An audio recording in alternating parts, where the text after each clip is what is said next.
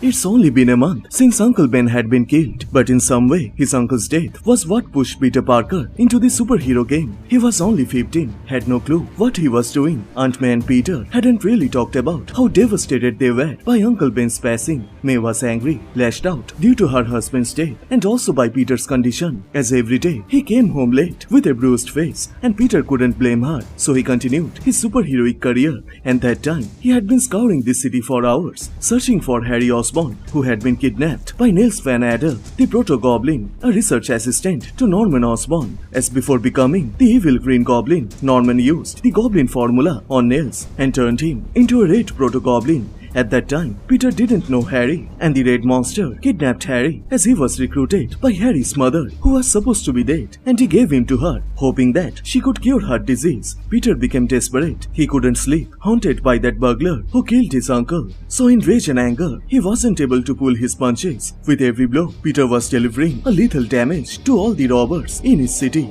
And while searching for Harry, Peter came face to face with the Proto-Goblin, who came into a hospital to kill Norman Osborn, who was admitted in there. And seeing Spider-Man again, it snapped Niels and he slams Peter into the ground. And suddenly, things got strange as Peter saw that burglar holding Uncle Ben at a gunpoint, and Aunt May was crying, telling Spider-Man to do something. Don't let his uncle die again.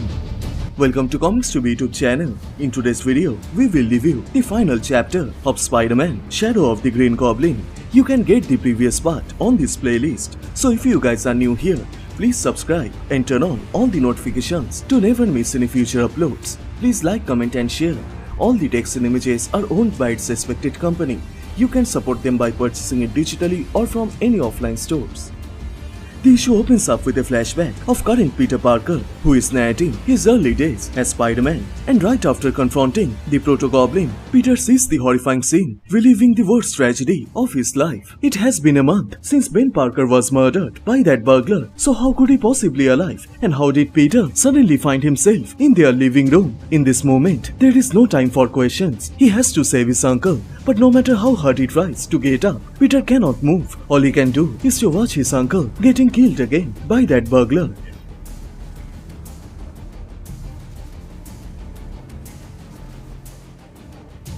Seeing her husband's dead body, it snaps Aunt May. She gets up and blames Spider-Man for Ben's death. He had the chance to stop the burglar, but he just stood there and led the monster away. And then May snatches his mask as she wants to see his face. But then she gets shocked as it is Peter. He tries to tell his aunt he didn't know, he didn't mean to. But May has had enough. She doesn't want to hear any of his pathetic excuses. This is all Peter's fault. Someone else may have pulled the trigger, but it was Peter who killed his uncle. And right at that time, May begins to brutalize Peter all over his face.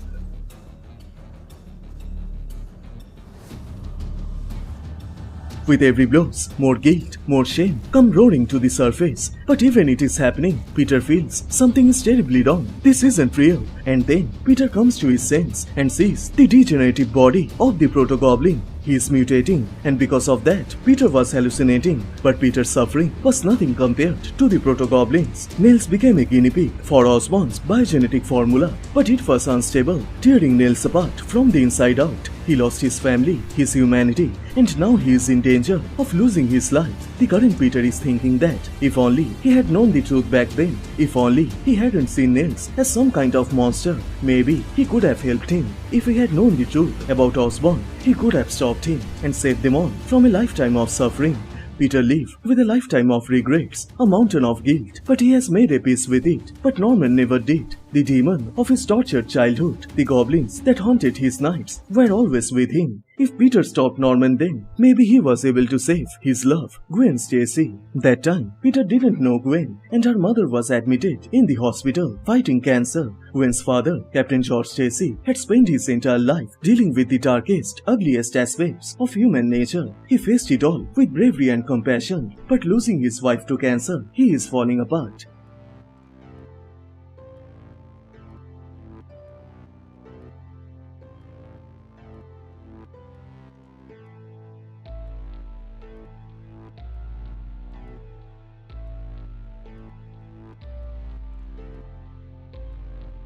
Families are the foundations of our lives. Both Gwen and Peter were lucky, as those foundations were built of kindness, respect and love. But in case of Osborn family, it was complex than that. Harry's mother told him everything about her past, their troublesome marriage, Norman's abusive nature, her desperate escape, and her pain of leaving her young son behind. Harry is so much happy to see his mother alive. It was a beautiful moment, a happy reunion, but it couldn't last long, as Harry questions his mother. Why did she leave him? And that time, Norman shows up in that cabin. There is an evil smile in his face. On the other side, Spidey is tracking Proto-Goblin all over the city, and soon he finds him. The Goblin's physical mutation gives him immense strength, but it is good for Peter, as now he doesn't have to hold back, and he rushes towards the Goblin and gives a powerful kick into his gut, but it causes the Goblin to get slammed to a bus. But before the disaster happened, Spidey stops the bus with his web. He was only 15 back then. Having extraordinary powers was still new to him, so it is time to leave, and Peter escapes. Back at the cabin, Norman is manipulating his son against his mother, that she betrayed them, abandoned them, tricked them into thinking that she was dead. So now it is time to make her pay for that, and he points a gun towards his wife. Harry begs his father not to do that. Norman almost pulls the trigger, but suddenly he comes to his sense and tells his wife to leave. Emily tells Harry to come with her, but he angrily rejects her as he wants to stay with his father. Family is the foundation of our lives, but when the foundation breaks, all that's left is pain. She leaves Norman, and Norman sprays a gas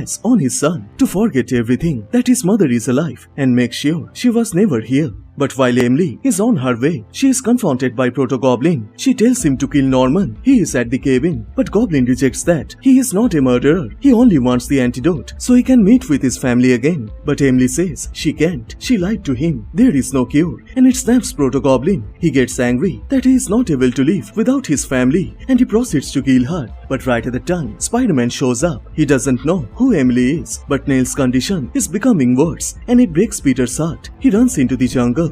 Peter comes to Emily to check if she is alright. She assures Peter she is fine and tells him to stop Niels. But while Peter is searching for him, he realizes she said his name. She might have known him. And years later, Peter discovered who that mystery woman was. For hours, Peter searched the woods, but there is no sign of the Proto-Goblin. What happened to him? Where did he go? Peter didn't know for a very long time. Norman destroyed Neil's life and everyone Peter cared about. Finally, the things between Aunt May and Peter are becoming normal again. They begin their new life without Uncle Ben. After all this time, it is still hard for the current Peter Parker to admit that Aunt May is gone. Her voice, along with Uncle Ben's, encouraging him, guiding him. Peter wouldn't be the husband, the father, the man he is today. If not for them, he will hold them in his heart forever. And with this, the final chapter of Spider-Man, Shadow of the Green Goblin comes to a close. So which part you like the most? Please let me know on the comment section down below, and please like this video and do subscribe, as this will motivate me to make more contents. Thank you so much for watching. Everyone stay safe, and I will see you guys in the next one. Bye.